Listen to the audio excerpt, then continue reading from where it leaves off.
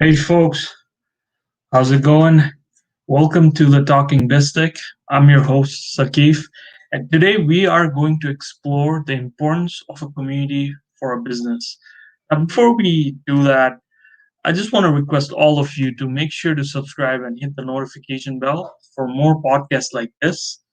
And I want to thank our sponsor, All Innovative Solution, a digital marketing startup helping small to mid-sized businesses with their online presence. And I want to thank a technological company in Silicon Valley, which is called Revelio. And Revelio is a technological company that provides media and software solutions to any individuals.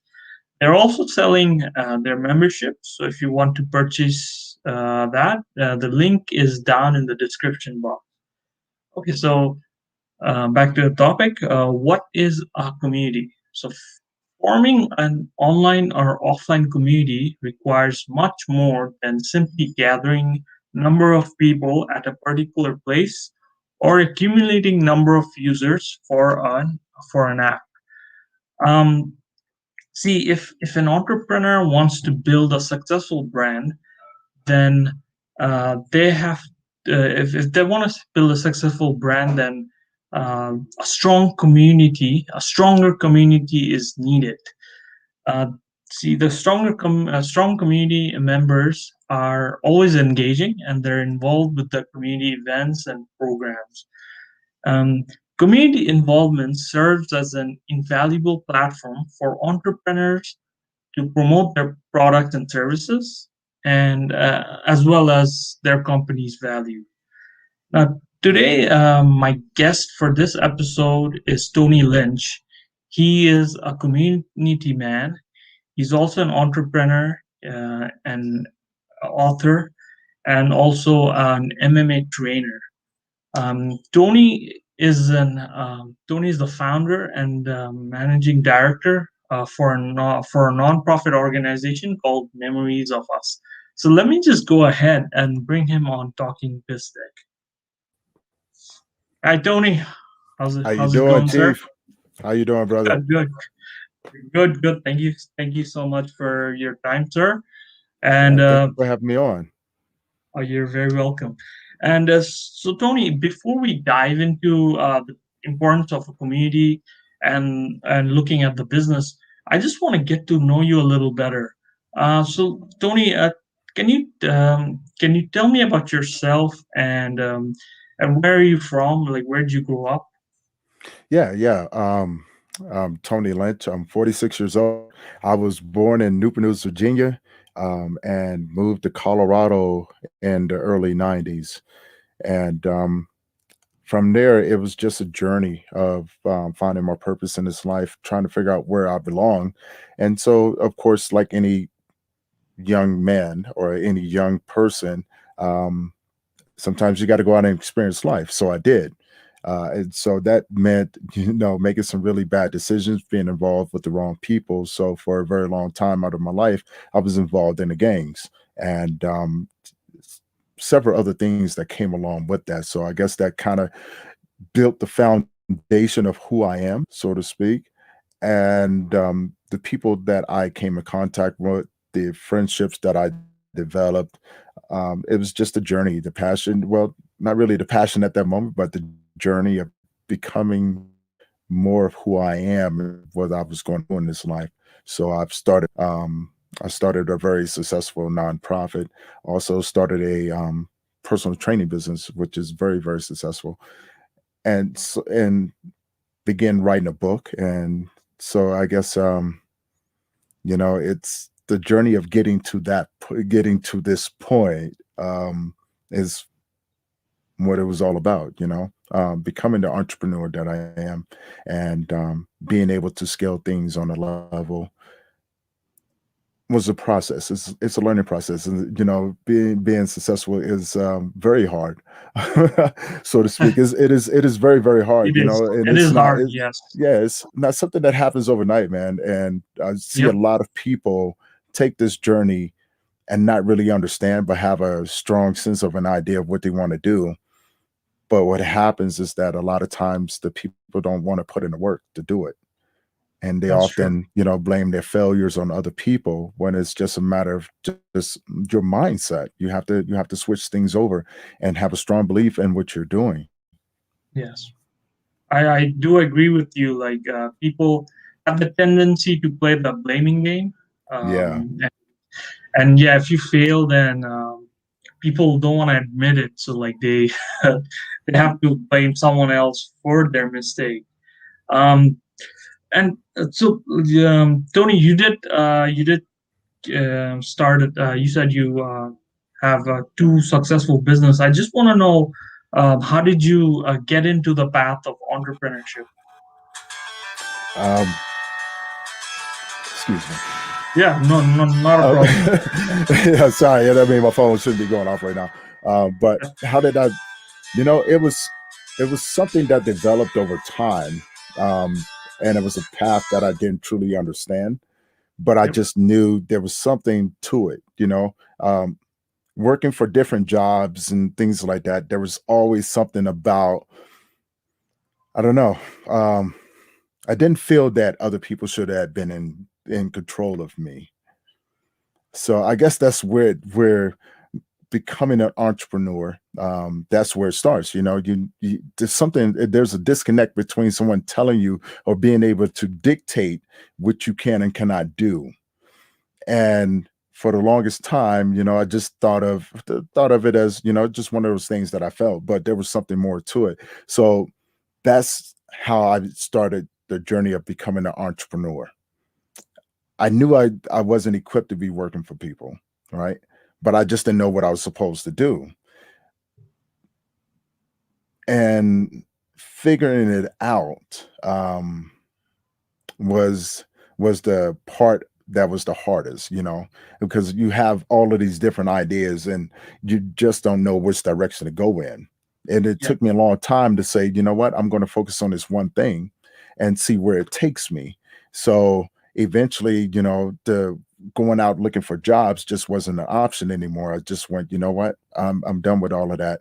And I started seeing the benefit of being my own person, you know, and being able to do what I wanted to do when I wanted to do it and enjoying it every step of the way, right? Because Yes. we all search for that one thing that we're good at, but it takes a long time. It takes a long time to figure that part out, unless you're, an early bloomer and you just come out and go, this is what I'm going to do. Sometimes it takes a little bit. And I was one of those people. It just took me a little bit for that shell to break open and find out exactly what I wanted to do. I understand, and I'm actually in that phase right now. I'm trying to figure out. I'm trying to test different things, Hmm. and yeah, when you have to like look at what worked and what doesn't, and then Oh yeah. yeah, and then if that works, and then you go with that. And uh, Tony, you are an entrepreneur, you're an author, you are a community man. I just want to know, what does a typical day look like for Tony Lynch? Typical day for me is getting up at 3:30 in the morning. And Wow. yeah, 3:30. Well, you want to start your day early, right? And Yes. that's the beautiful part because your work never stops. And I don't stop until my work is done, and then I start my next day. So I typically start my day off. I get up in the morning, I'll probably do my meditation for maybe 45 to an hour, depending on the mindset of where I'm at for that day. I don't stop until I'm where I need to be in order to carry on through that day. Then I do my yoga. And then from there, I eat my typical breakfast, work out for my hour and a half, 2 hours, depending on what I'm doing, and then take some time to read. And then from there, it's usually around, I say, 5 o'clock in the morning, I'm checking my emails, making sure that everything is set up for the day, making sure that guests are being contacted, making sure that support groups are being scheduled the way that they are, and just taking care of the little things in between. And then from there, I I'll probably go out and just enjoy the day. If it's sunny out, if it's raining out, I just want to be grateful for the day. So that moment of gratitude, and then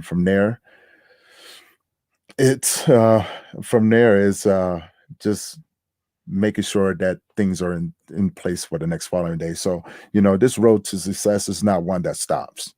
You have to put in the work every day, because you're constantly growing and evolving, so you want to stay with that movement as you're moving forward. That is very true.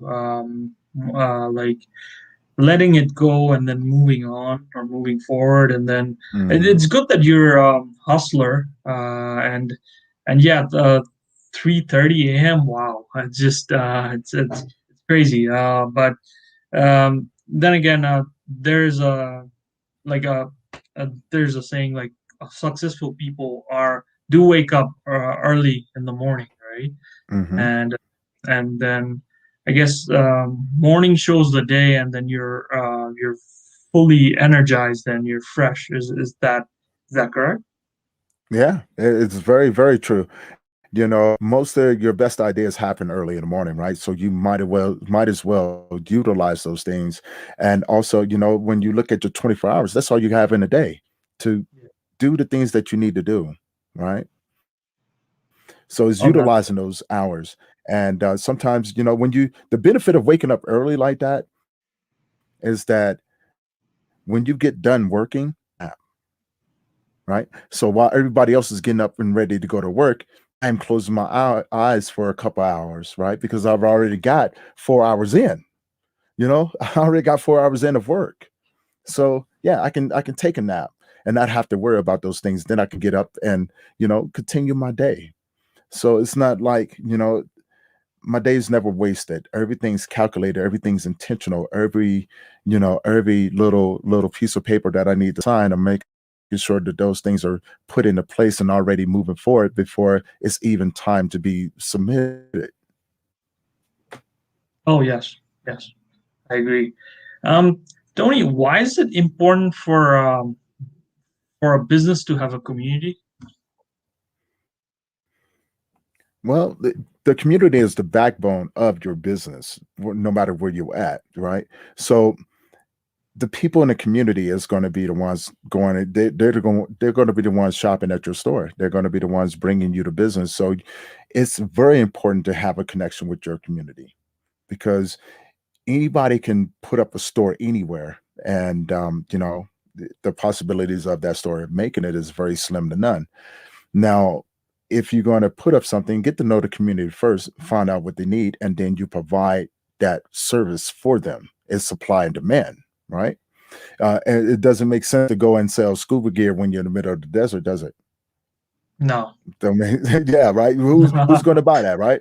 So Yeah, being in the community and to talk and develop that relationship with them helps me become a better businessman. It helps me become a better servant, to provide what they need and not something that someone says that they want.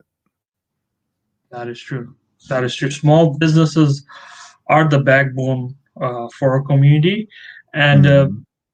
Tony, so like since it's the pandemic and like offline community or like community events are nearly impossible to organize. So people are dependent on online communities. Hmm. So my I just wanted to know what are the ways entrepreneurs can involve themselves with the online communities. Well, getting involved with their online communities is having the right connections, or utilizing the connections that you already have and using that as a branch off to get to where you're going. So when the pandemic hit, yes, it challenged everybody to think outside of, but then there was some of us that were already tinkering around in the Zoom community. And so the transition was just a matter of getting people to get used to online, and creating an environment for us to be able to connect with one another.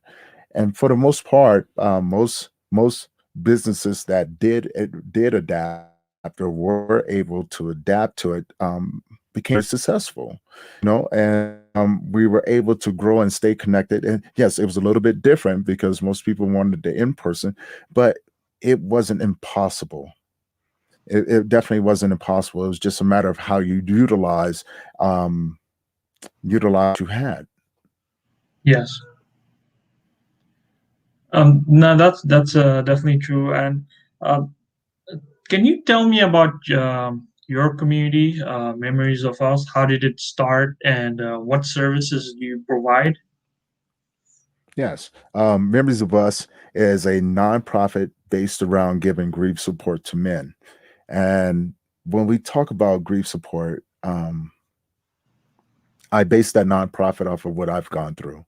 So when we talk about men in grief, I was the example. I lost both of my parents. I've lost all of my grandparents, and I've lost a younger brother, and I've lost a child.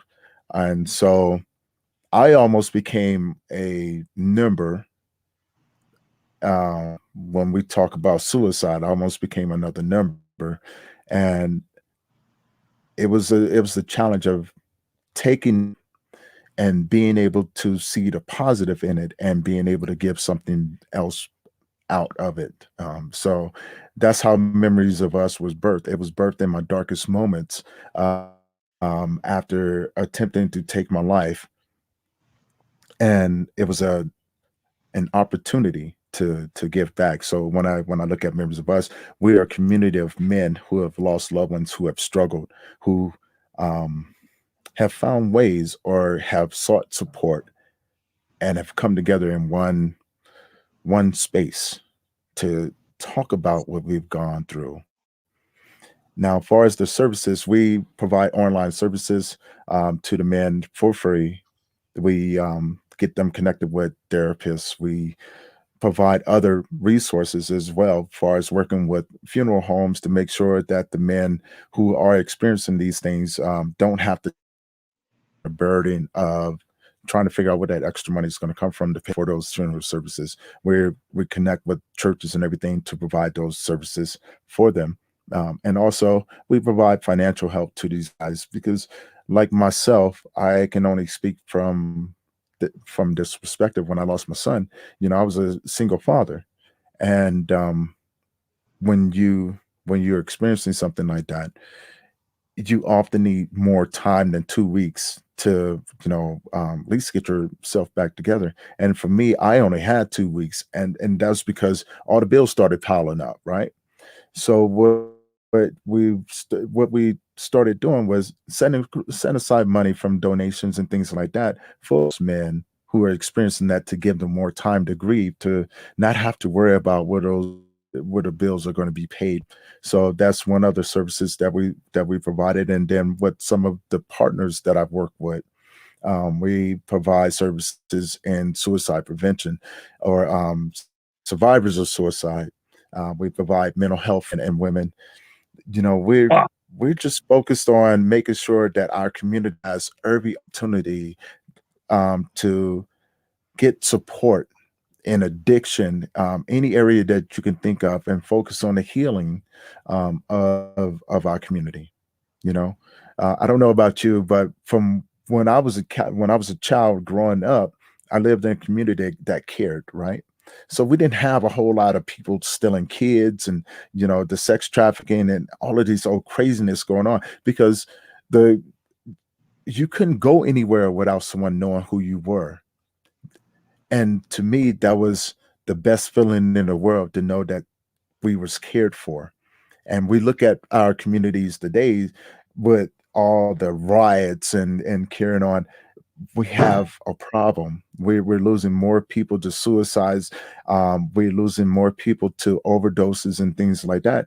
And I want to make a difference. I want to provide opportunities for our communities to start banding together, healing, and making sure that you know they have what they need.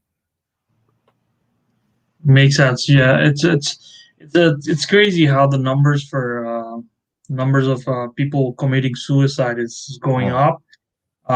But I'm glad that your community is helping out, and also I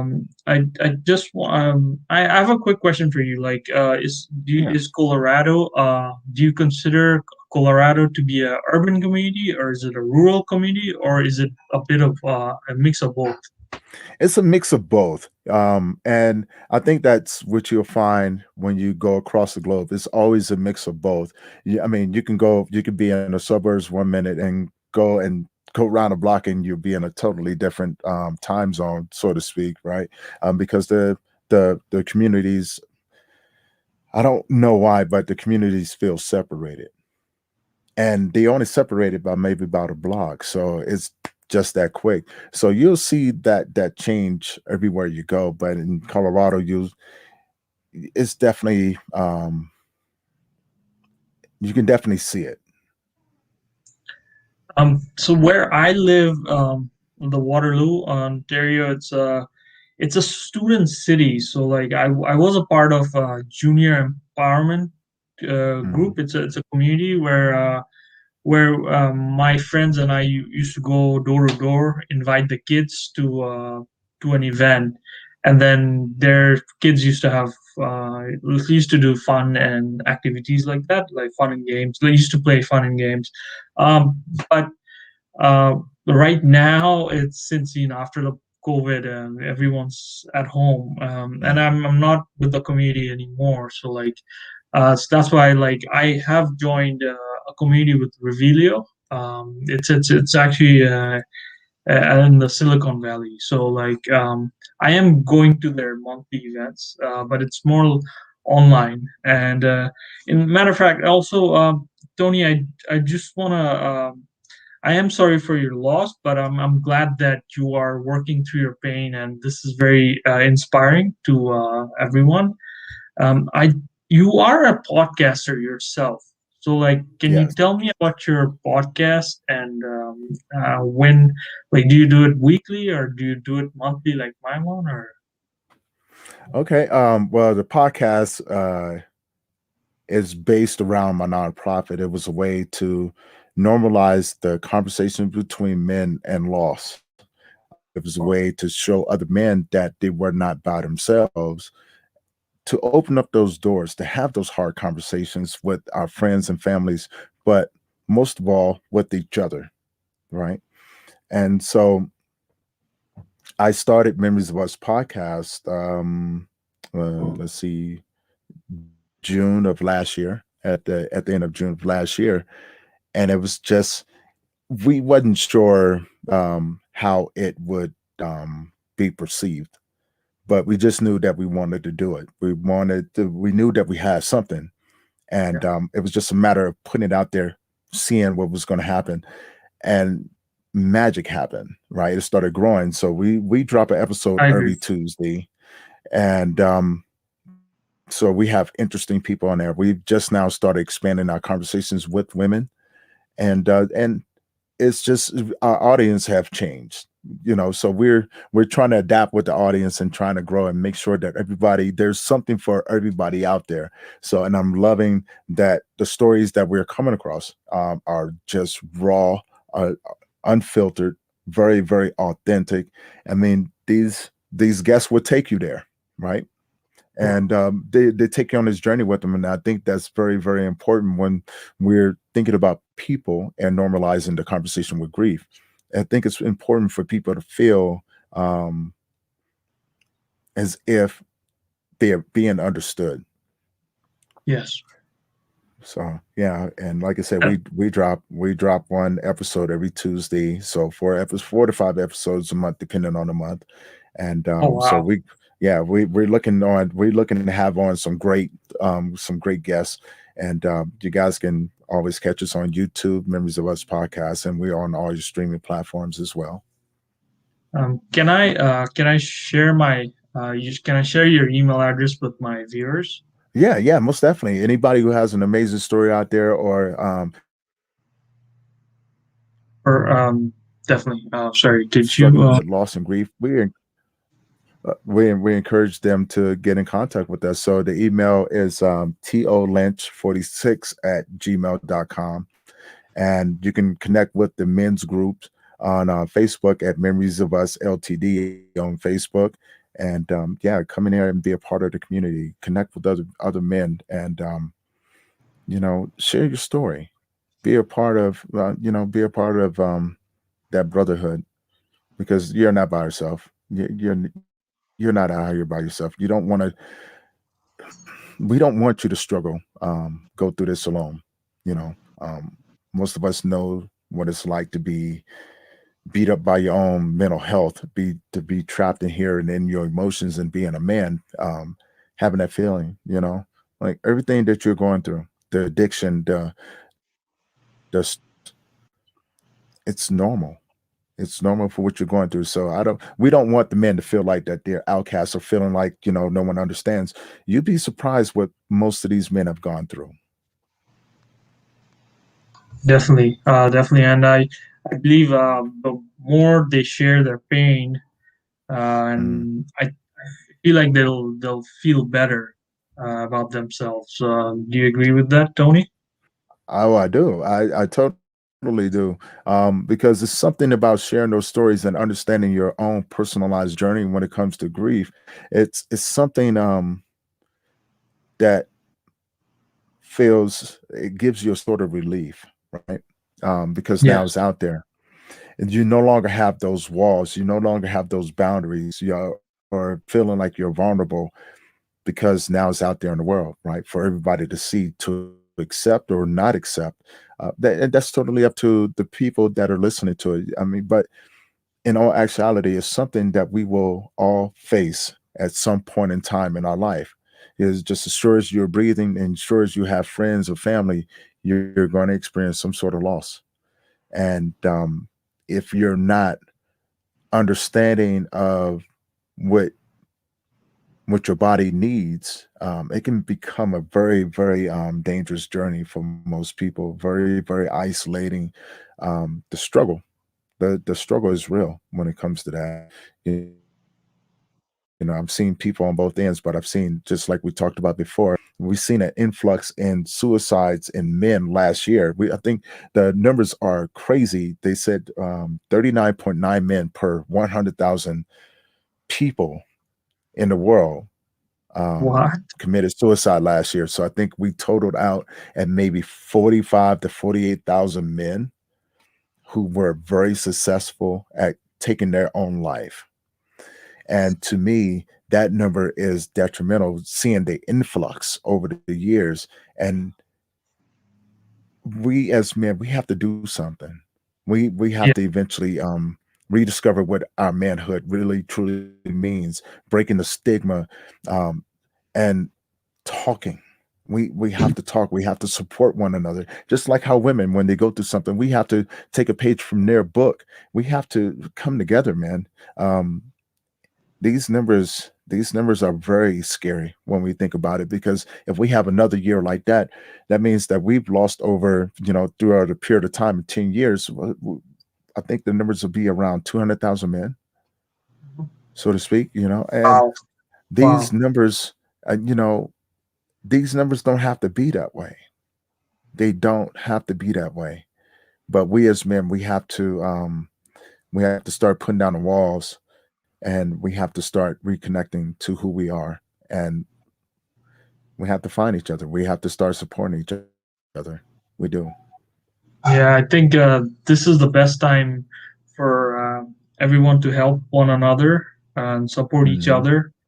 I think I feel like that there's not enough humanity in Right. this world, so I think this. I feel like Mother Nature is bringing the humanity out of us. So, because staying at I do stay home most of the time, but it helps me to reevaluate myself and then think about what I've done in the past and then what I should not do in the future or or even in the present time. Hmm. And Tony, my next question to you is, what's next for Tony Lynch? Um, Oh wow. What's next for us is just to keep growing, keep connecting with other organizations across the world, and becoming a grief support network. A one-stop shop, just like everyone else out there. But I want us to all, come together, start working together for the common cause of just being there for our many communities out there and showcasing our gifts to them and making sure that we're doing everything that we can to allow our communities to start healing. And from there, the sky's the limit. I can see us being parts of huge men's groups out there and just uniting us across the board and watching members of us grow. You know, far as what that looks like, you know, I try not to put limitations on things, but to see us become sort of like a household name when it comes to grief. When people talk about grief, I want them to talk about members of us and say, "Hey, we have an excellent resource. Try these guys out." And mhm. to not to sound conceited, but to be the best out there, you know, and not competing with anyone, just being the best in what we do in providing the services that we provide, and do it on a level that most people haven't seen yet. That is true.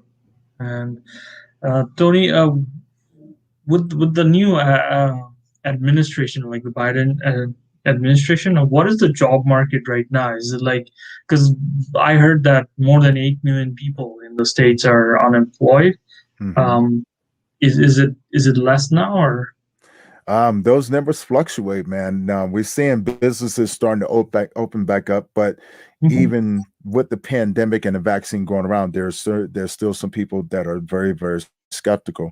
So a lot of people who lost jobs right now are being forced to do one or two things, right? They're being forced to close down and lose everything that they have, or those ones that have been able to adapt. We've seen an influx, but we've seen a shortage of workers, because now business owners are starting to find out that they can run their business online with, mhm. 3 or 4 people. Yeah, And so it eliminates people being in the warehouses. So, yes, we are seeing a slow influx of businesses, but we also seeing a slow decline of businesses that are offering employment at the moment. But we're working on trying to change that. makes sense. And also, I just wanted to know your thoughts on universal basic income, like Andrew Young, who's running for the he's the candidate for the mayor in New York City, and he did mention that like a universal basic income will transform your mindset of nastiness into mindset of optimism.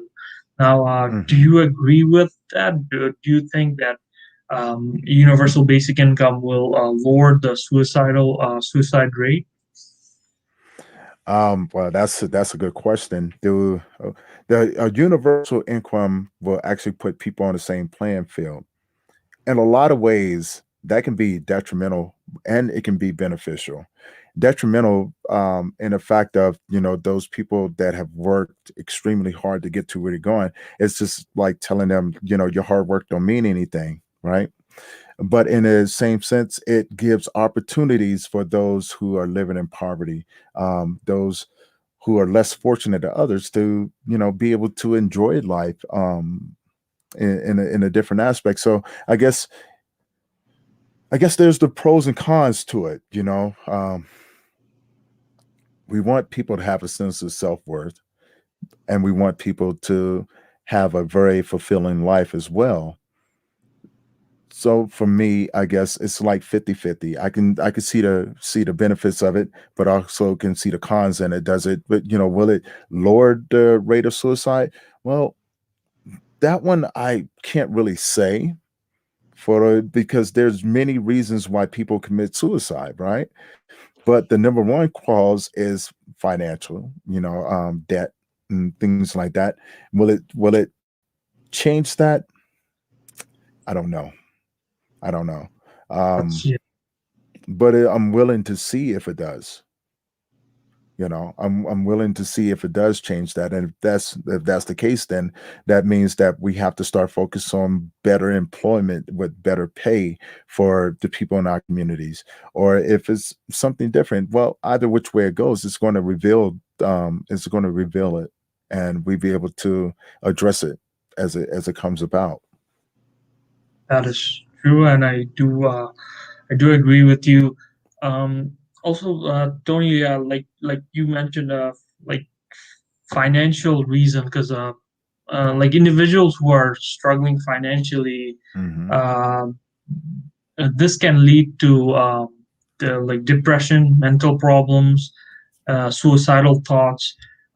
I just want to hear your advice and tips. Like, what's your advice on people who are struggling financially, and how can they get out of their financial struggles?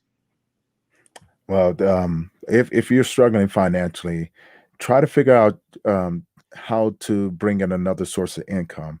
See, the key to success is having multiple streams of income. So if you have, say, for instance, 5 streams, and 3 of those 5 streams happen to one day, to slow down, you still have two, right? You have two left over. I would say explore side hustles, explore your creativity, try to figure out how to turn it into something profitable. And that's figuring out who your general audience is, your niche, and finding out what they need, supply and demand, and taking an idea and running with it, not being afraid to fail. And then from there, once you get that up and running, start another one, right? So if you're struggling financially, you don't have to. They print money every day. And it's just a matter of figuring out what's going to generate that money. And then once you can figure out that, you can begin to peck away at your financial situation. But it takes you um, to turn that around. It really does. It takes the individual to turn that around, and it takes a team to make it come into fruition. So figure out what it is, generate that side hustle, and then you generate another one, and then you generate another one, and then let it work for you. I agree. Thank you so much, Tony, for sharing that advice and the tips. Um, we are almost near the end, Mhm. and um, I would love to have you on the show again. Of course. And yeah, and I just want to. I wish nothing but the best for memories of us as well Thank you. as you, and hopefully, I am looking forward to collaborate with you down the road as well. Um, I just I feel like this is like you mentioned. People should support one another, help each other Hmm. more than before. And yeah, no, definitely, Tony. Thanks, sir. Thank you so much for your time, Yeah. and have a wonderful day. Thank you very much. And yeah, I look forward to collaborating with you more. Just let's set it up, man. Let's set it up. I look forward to it.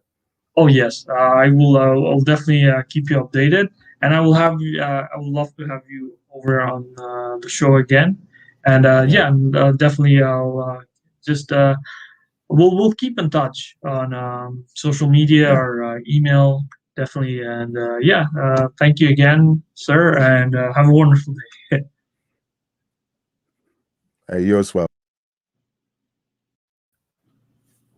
Pardon me. Sorry, can you repeat that?